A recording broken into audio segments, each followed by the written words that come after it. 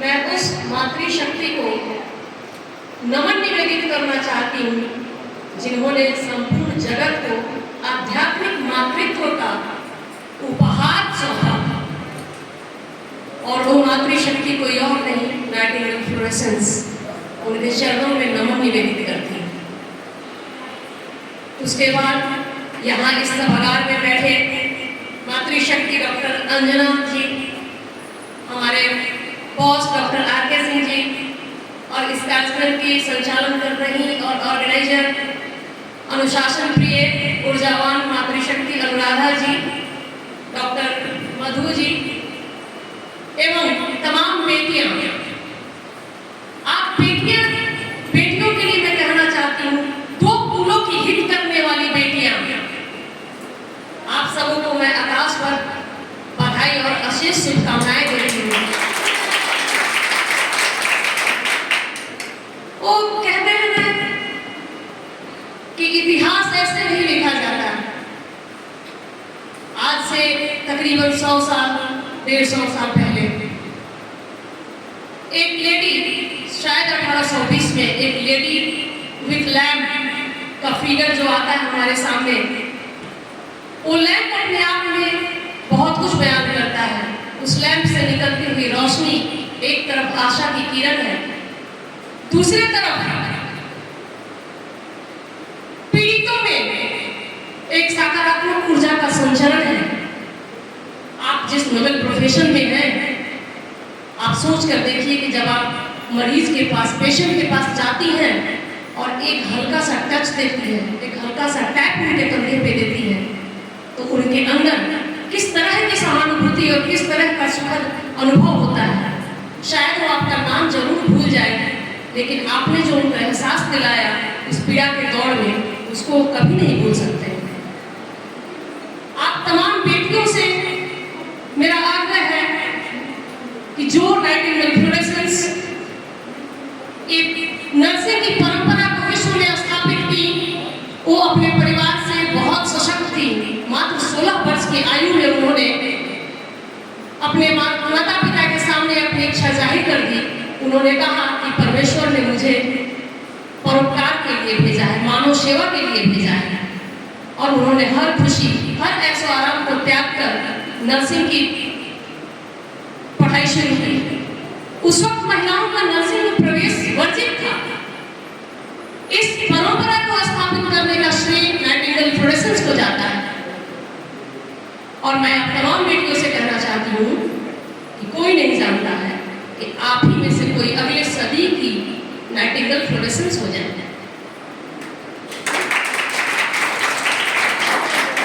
कोई नहीं जानता कि आपका सत्कर्म, आपकी कर्मण्यता आपको मदर टेरेसा बना देगा।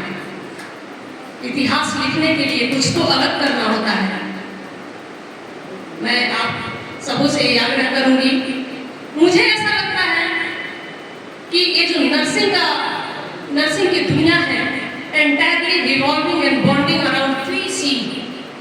First one is compassion, second one is commitment, and third one is competence. Compassion, जैसा कि आप सब जानते हैं, compassion means आपके अंदर डिजायर होनी चाहिए, वो इच्छा शक्ति होनी चाहिए, वो ऑटोमेटिकली अंदर से आना चाहिए कि कोई पेशेंट अगर पेन में है, सफर कर रहा है, दर्द में है, तो मैं उसको दर्द से राहत कैसे दिलाऊंगा। This is known as compassion.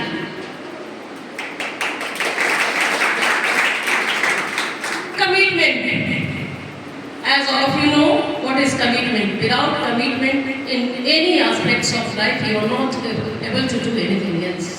Commitment encompasses 2 terms, responsibility and accountability.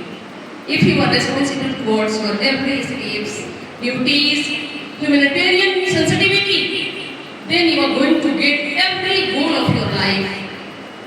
As I know.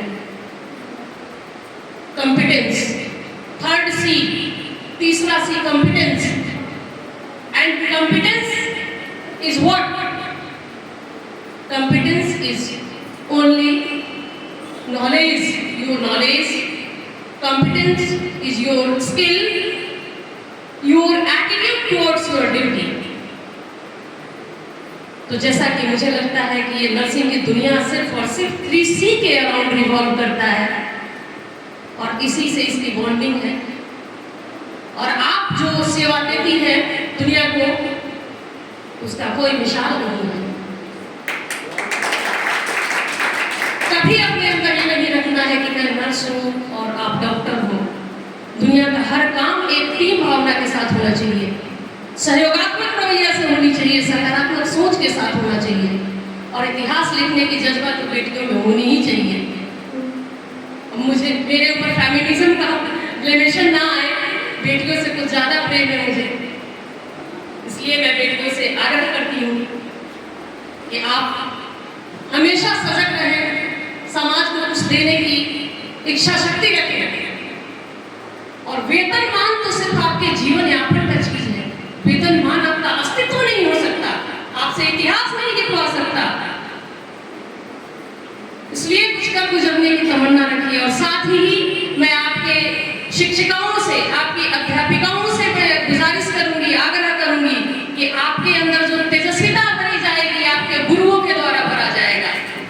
याद कीजिए जब सिकंदर भारत की ओर बढ़ रहा था, सिकंदर जब भारत की ओर बढ़ रहा था और अपनी आधी लड़ाई छोड़कर सेल्यूकस को सौंपता है और सेल्यूकस की लड़ाई चंद्रगुप्त से होती है, तो वो सिकंदर की लड़ाई नहीं होती है, एक यूरोप के गुरु अरस्तु की लड़ाई हमारे भारत के गुरु कौटिल्य चाणक्य से होती है।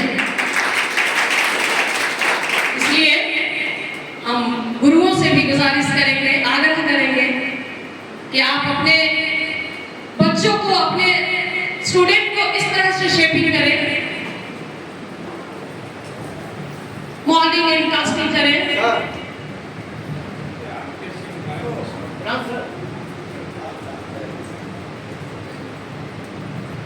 परंपरा जो है सिर्फ ये भी आप लोगों को एक दूसरे के प्रति समर्पित होना होगा। आप तमाम बेटियों के लिए मैं 2 लाइन प्रस्तुत करना चाहती हूँ। विजय तन की घड़ी भर की दमक है, विजय तन की घड़ी भर की दमक है, इसी संसार तक इसकी चमक है, इसी संसार तक इसकी चमक है।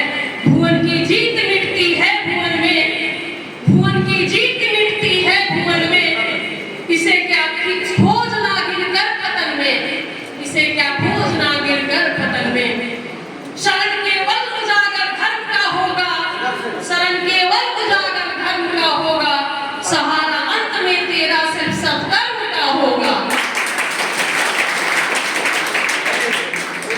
इन्हीं चंद शब्दों के साथ मैं बेटियों को एक स्वर्णिम भविष्य की शुभकामना और अशेष बधाई